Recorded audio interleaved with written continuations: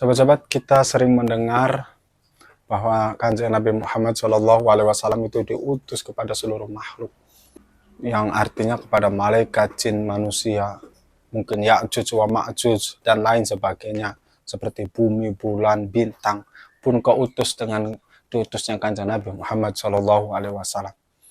Lantas, apakah mereka itu sama, terkena perintah taklif seperti kita, seperti harus sholat, puasa, dan lain sebagainya? Mari kita simak penjelasannya. Cekidot.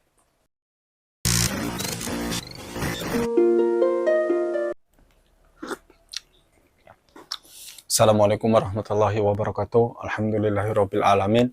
Allahumma sholli ala sayyidina Muhammad wa ala ali sayyidina Muhammad. Sobat-sobat, jumpa lagi di channel Ruang Santri. Semoga kita semua dalam keadaan sehat, banyak rezeki, dan dengan barokah hari Jumat ini, semoga doa-doa kita, harapan-harapan kita terkabul. Sahabat, seperti yang saya prologan di awal, bahwa kita sering mendengar para mubalik, para penceramah, bahkan pengkhotbah mengatakan bahwa Kanjeng Nabi itu diutus ke seluruh makhluk. Apa sih makhluk? Makhluk itu selain Allah, ya makhluk. Seperti manusia, jin, malaikat, sekarang yang ada ya pohon, batu, apalagi gunung dan lain sebagainya, bahkan binatang-binatang. Terus apakah mereka sama juga terkena taklif seperti kita? Apa itu taklif?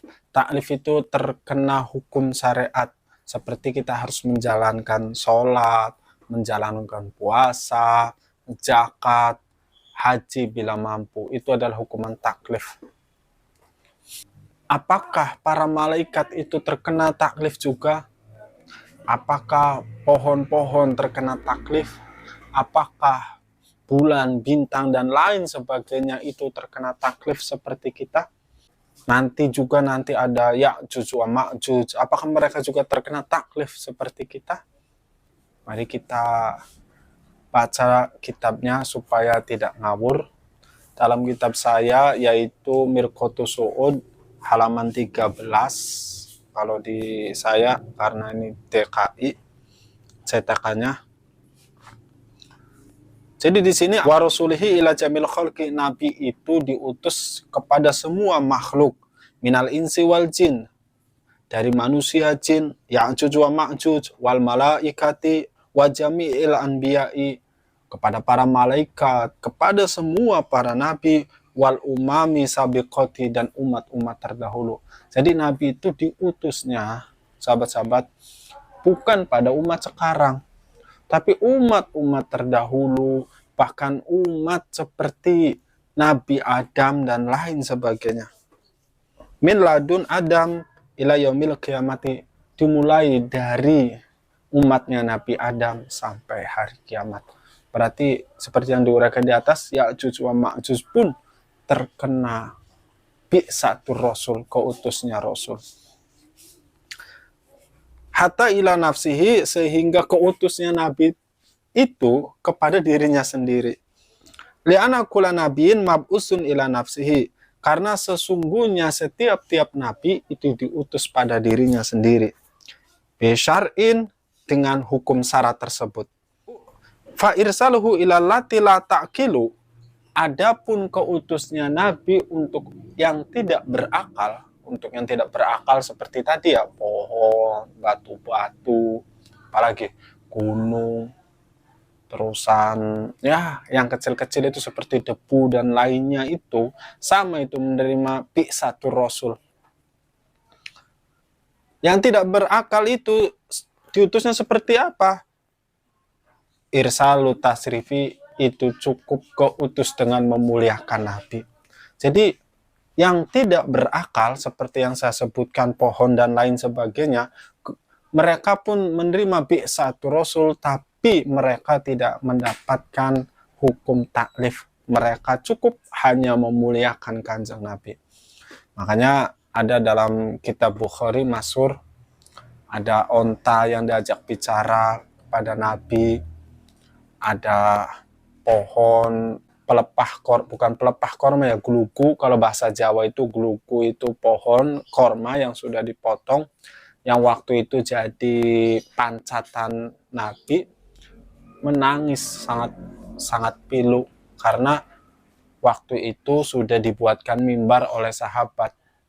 Nah, kenapa menangis katanya, ditanyakan sama Kanjeng Nabi. Karena sudah tidak diinjak oleh Kanjeng Nabi lagi. Merasa sedih karena sudah tidak dipakai oleh Nabi. Akhirnya Nabi menginjak glugu korma tersebut. Akhirnya tangisannya pun tidak terdengar. Itu sangat masyhur hadisnya dari kitab Bukhari, dan para sahabat-sahabat pun mendengarkan tangisan batang korma tersebut. Wa amma illa sakolain, adapun kepada sakolain itu jin dan manusia ya, kepada jin, kepada manusia, keperintah biksanya itu seperti apa? Fa irsalu taklifi bil ijma'i, itu perintah dengan perintah taklif, artinya terkena hukum syara. Seperti kita ini ya, umatul ijabah, umat Nabi itu ada yang namanya umatul ijabah, ada yang umatul dakwah. Umatul ijabah itu seperti kita yang masuk Islam, sedangkan umatul dakwah itu adalah umat yang belum masuk Islam. Mereka pun terkena taklif Kanjeng Nabi dengan diperintahkan sholat, dengan diperintahkan puasa, dan lain sebagainya. Tapi umatul dakwah itu tidak sah sholat dan puasanya, karena apa? Harus syahadat dulu. Wa amma ilal malaikati fa mukhtalifun fihi. Adapun perintah kepada malaikat ya, adapun keutusnya Nabi kepada para malaikat-malaikat, fa mukhtalifun, ini berbeda pendapat. Ulama-ulama berbeda pendapat. Beda pendapatnya apa?